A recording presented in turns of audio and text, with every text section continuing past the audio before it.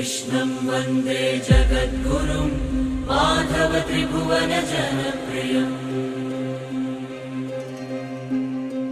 कृष्णं वन्दे जगद्गुरुं माधव त्रिभुवन जनप्रियम् कृष्णं वन्दे जगद्गुरुं माधव त्रिभुवन जनप्रियम्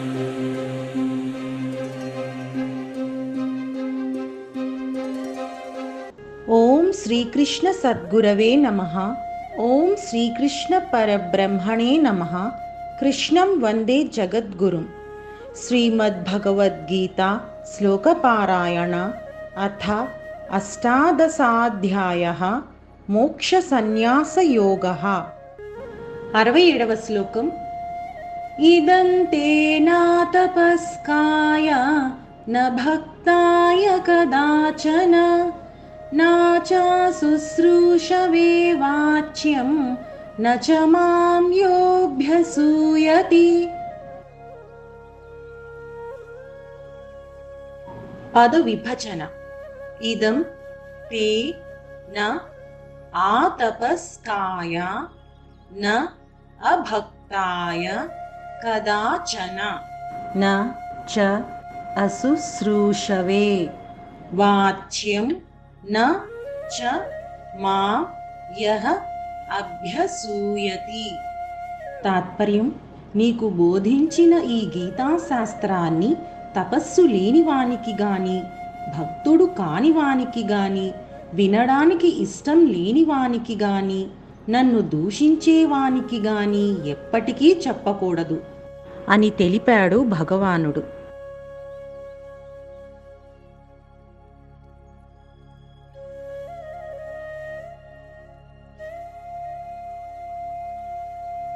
భగవద్గీత అనేది విజ్ఞాన సర్వస్వం.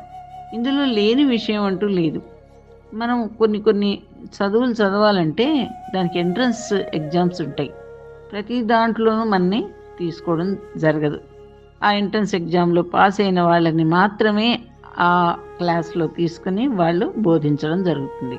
మరి ఈ భగవద్గీత అనేది ఒక విజ్ఞాన సర్వస్వం. అన్నీ ఉన్నాయి ఇందులో లేనిదంటూ ఏమీ లేదు.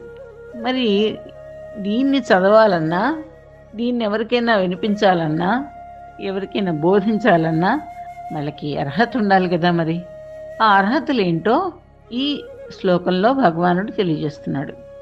ఈ భగవద్గీత అనేది ఒక తత్వజ్ఞానం. ఈ తత్వజ్ఞానాన్ని విచక్షణ లేకుండా అందరికీ చెప్పకూడదు.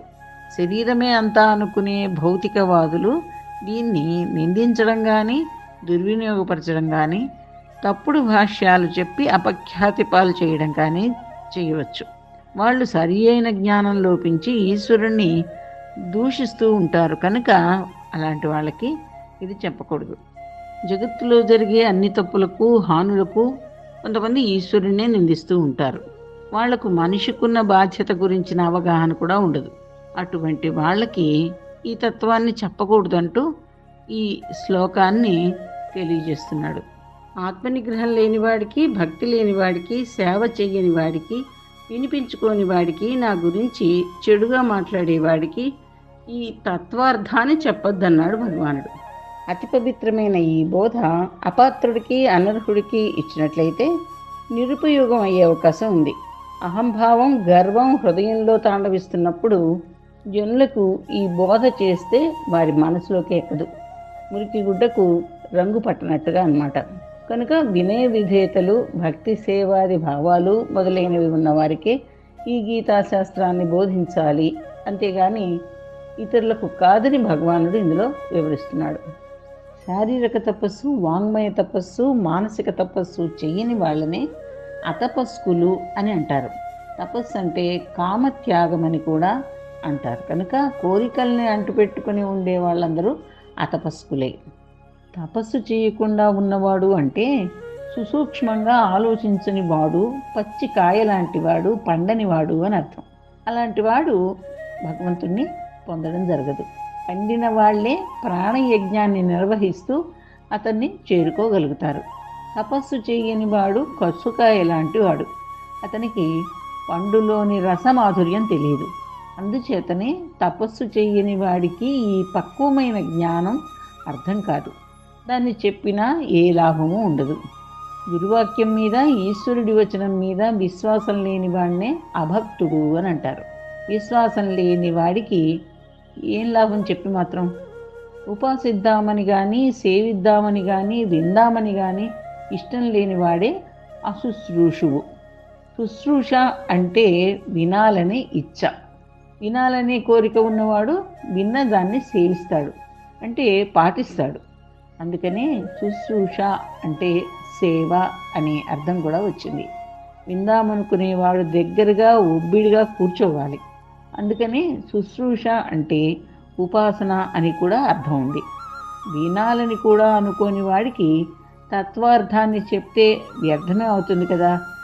వినగానే అర్థం కాదు తత్వం అనేది. దాన్ని మననం చేయాలి, నిధిధ్యాసము చేయాలి. మొదటి మెట్టే లేనప్పుడు అది చెవిటివాడి ముందు శంఖం ఊదినట్టే అవుతుంది.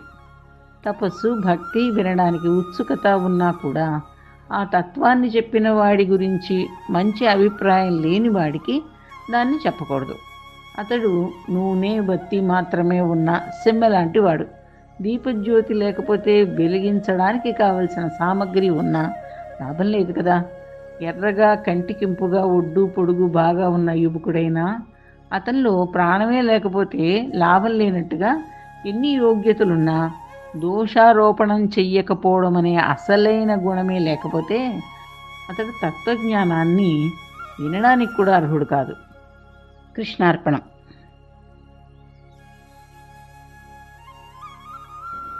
ఇదం తే నా తపస్కాయ న భక్తాయ కదాచన నా చ శుశ్రూషవే వాచ్యం న చ మాం యోऽభ్యసూయతి.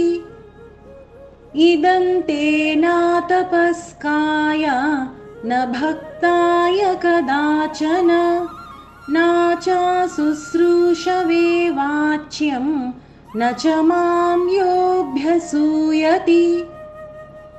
ఇదం తే నా తపస్కాయ న భక్తాయ కదాచన నా చ శుశ్రూషవే వాచ్యం న చ మాం యోऽభ్యసూయతి.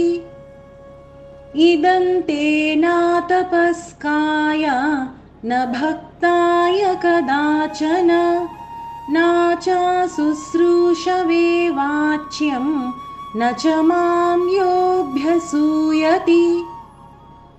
ఇదం తే నా తపస్కాయ న భక్తాయ కదాచన నా చ శుశ్రూషవే వాచ్యం న చ మాం యోऽభ్యసూయతి. జై శ్రీకృష్ణ.